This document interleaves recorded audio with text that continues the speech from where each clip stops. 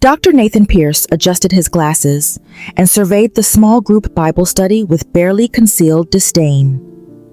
They were discussing the book of Romans, and Susan, sweet, simple Susan, who worked at the grocery store, had just offered an interpretation that made Nathan physically wince. "That's an interesting perspective," he said, his tone making clear it was anything but. However, if you actually understood the original Greek, which uses the word dikaiosis, meaning justification, you'd see that Paul is making a far more nuanced theological argument about. He continued for 5 minutes. Susan's smile faded. Others shifted uncomfortably. Nathan didn't notice. Or maybe he did, and simply didn't care. He had 3 graduate degrees, had studied under renowned theologians, had read more books than anyone in this room would read in a lifetime. Why should he pretend their elementary understanding was equal to his expertise? When he finally finished, Pastor Mike cleared his throat. "Thank you for that comprehensive explanation, Nathan. Does anyone else want to share?" Silence. Nathan leaned back in his chair, satisfied. Finally, they understood the depth required for real biblical scholarship.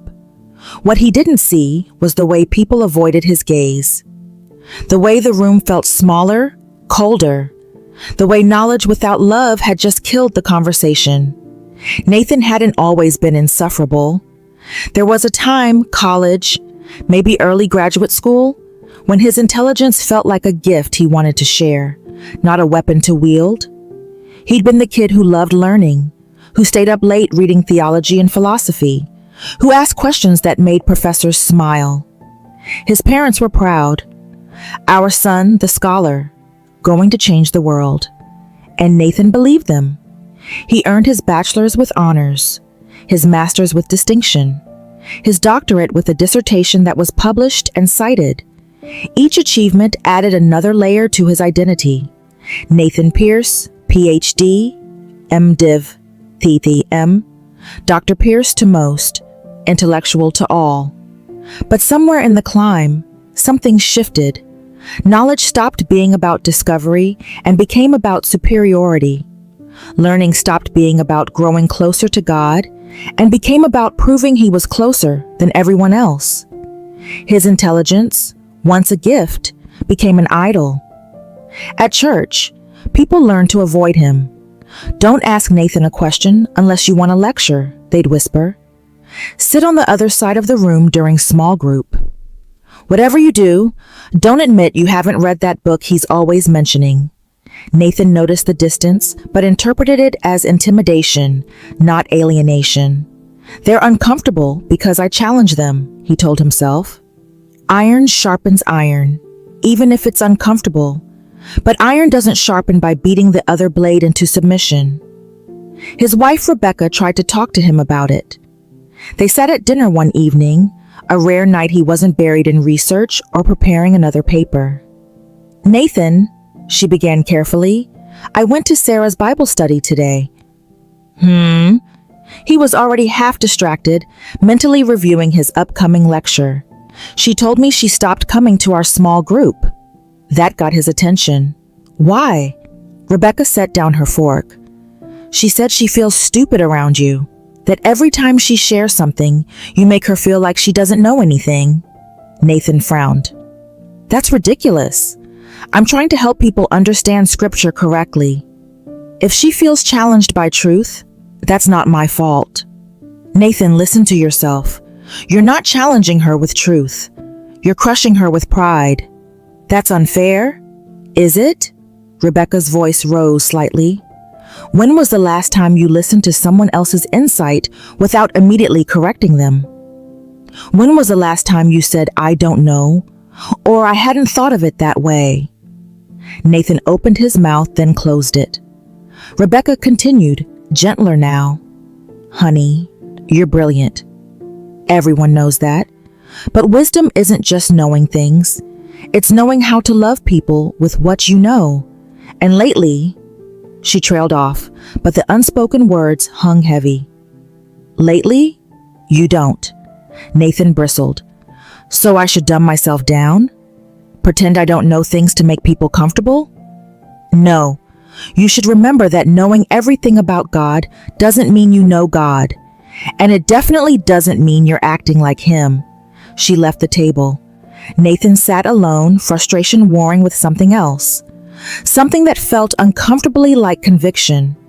But he pushed it down. She doesn't understand. None of them do. Intelligence is a gift from God. Why should I apologize for using it? Marcus started attending their church on a Sunday in March. He was older, maybe 60, with kind eyes and an easy smile, dressed simply, spoke quietly. Nathan sized him up in seconds.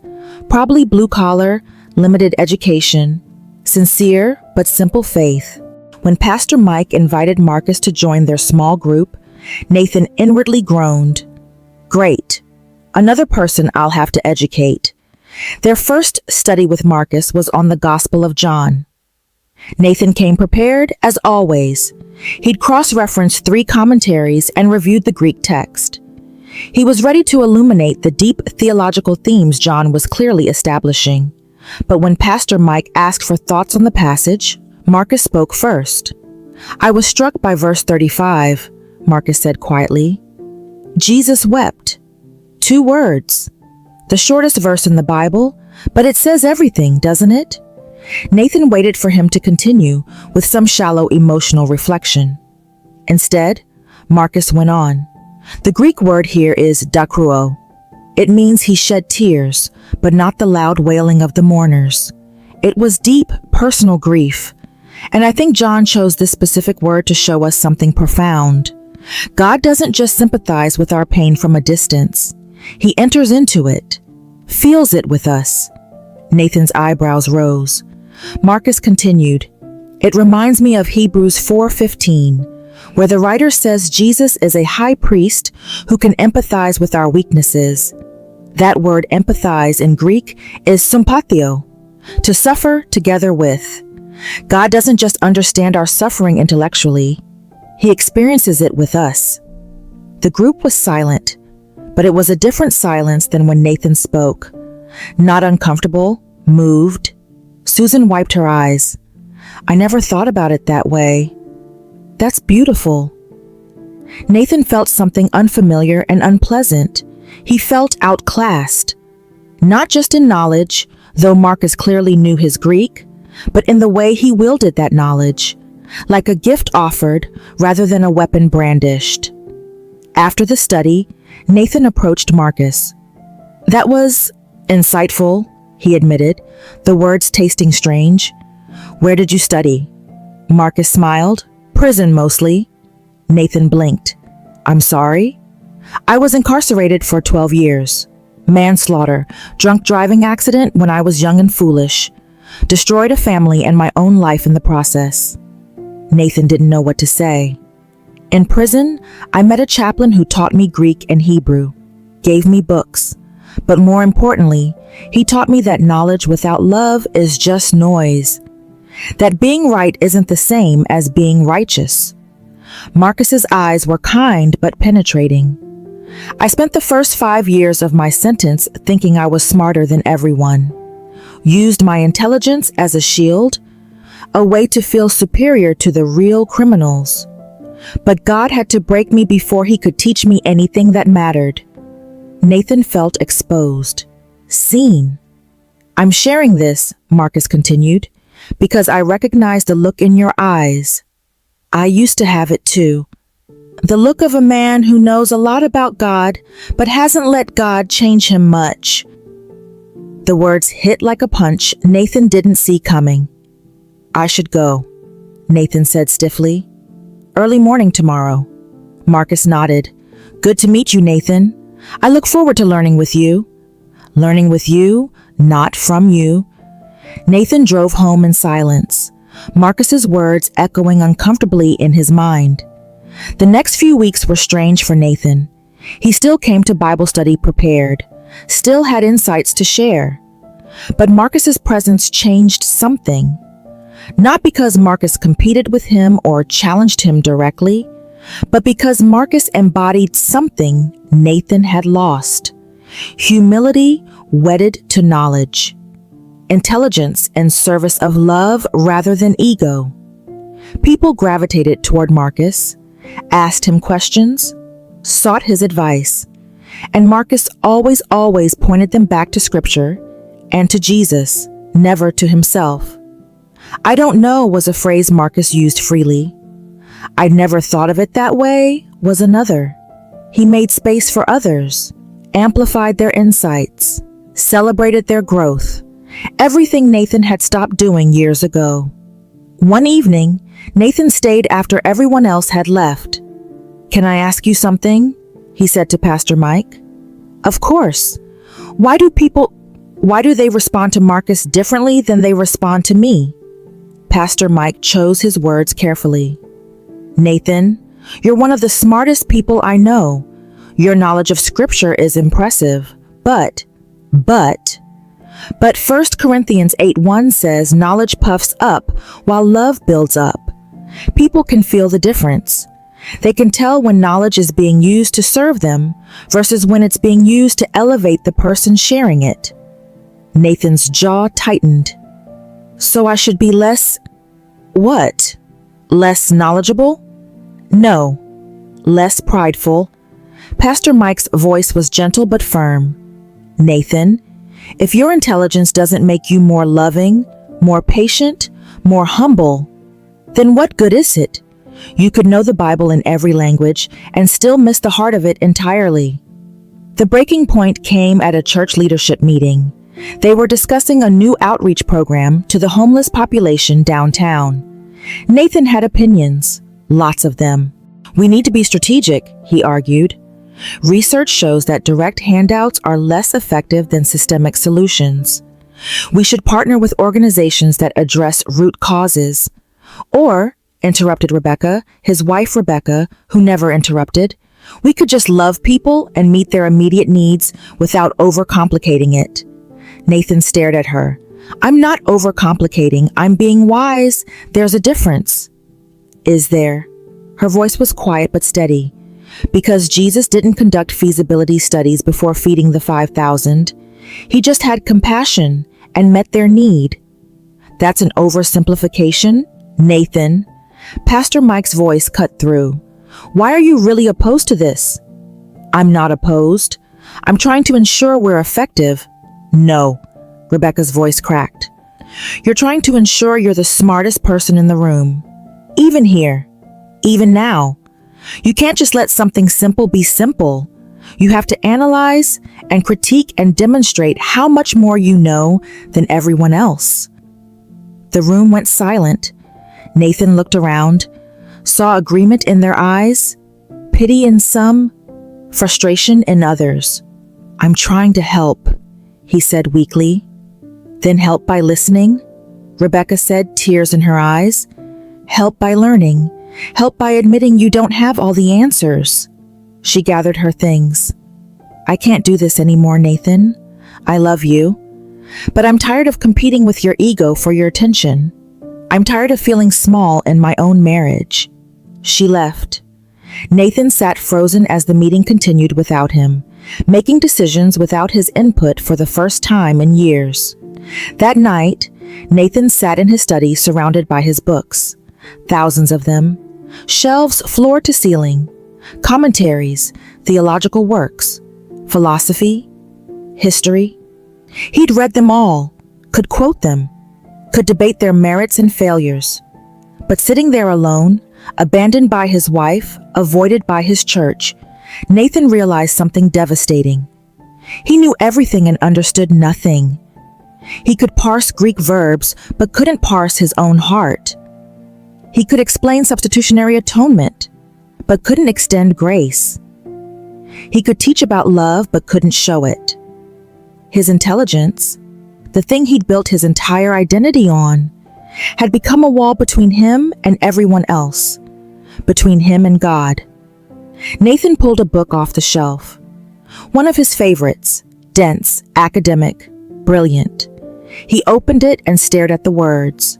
For the first time in his life, they felt empty. What good was knowing everything about God if he didn't actually know God? What good was intellectual assent to doctrine if his life bore no fruit of the Spirit? What good was being right if he was alone? James 2:19 suddenly came to mind. Even demons believe and shudder. Belief without transformation. Knowledge without love. Nathan's carefully constructed world crumbled. He fell to his knees among his books and wept. God, he choked out, I've been such a fool. I thought knowing about you meant knowing you. I thought being smart meant being wise. I've used your truth as a weapon instead of a gift. I've loved being right more than I've loved people, more than I've loved you. The tears came harder. I don't know how to change. I don't know how to be different. All I know is I'm empty, completely empty, and all my knowledge can't fill this void. He stayed on his knees for hours, not praying eloquently, just broken, honest, humbled, finally before the God he'd spent years talking about, but never truly surrendering to. The next morning, Nathan did something he'd never done. He called in sick to his teaching job and went to see Marcus. They sat on Marcus's small porch, coffee in hand. I need help, Nathan said simply. Marcus waited. I don't know how to use my mind without it becoming an idol. I don't know how to be intelligent without being arrogant. And I'm losing everything that matters because I can't figure it out. Marcus was quiet for a moment. Can I tell you what helped me? Nathan nodded. I had to learn the difference between knowledge that puffs up and wisdom that builds up. Knowledge is about information. Wisdom is about transformation. Knowledge asks, am I right? Wisdom asks, am I loving? He took a sip of coffee. I had to learn that every piece of truth I know is a gift, not a trophy to display, but a tool to serve. That the purpose of understanding Scripture isn't to win arguments, but to become more like Jesus. Nathan absorbed this. And most importantly, Marcus continued, I had to learn that the smartest thing I could ever say is I don't know, because that's where God can finally teach you something. 3 months later, Nathan stood in front of the Bible study, the same group he'd dominated for years. I owe you all an apology, he began, voice unsteady. For years, I used my knowledge as a weapon, made you feel small so I could feel big. I disguised my pride as pursuit of truth. But really, I just wanted to be seen as the smartest person in the room. Susan looked down. Others shifted. I was wrong, and I'm sorry. I'm learning, slowly, that knowing things isn't the point. Loving people is. And I haven't been very good at that. He paused. So from now on, I'm going to try something different. I'm going to listen more than I speak, learn more than I lecture, and when I do share, I'm going to remember that we're all students together, not teacher and pupils. After the study, Susan approached him. Dr. Pierce, Nathan, thank you for saying that. It means a lot. I'm the one who should be thanking you for staying, for giving me another chance. She smiled. We all need grace, right? We do. 1 year later. Nathan still taught at the university, still studied theology, still loved learning, but something fundamental had shifted. In class, when a student offered an interpretation he'd never considered, instead of immediately correcting them, he'd pause and say, "That's interesting. Tell me more about why you see it that way." In Bible study, when he didn't understand something, he'd admit it. I don't know. Can someone help me think through this? With Rebecca, who had moved back home after months of counseling, he listened to her perspectives on Scripture without needing to educate or correct. His intelligence was still there, but it had found its proper place, as a gift to steward, not an identity to protect. One evening, a new student came to Bible study. Young, eager, clearly well-educated. Within minutes, Nathan recognized himself.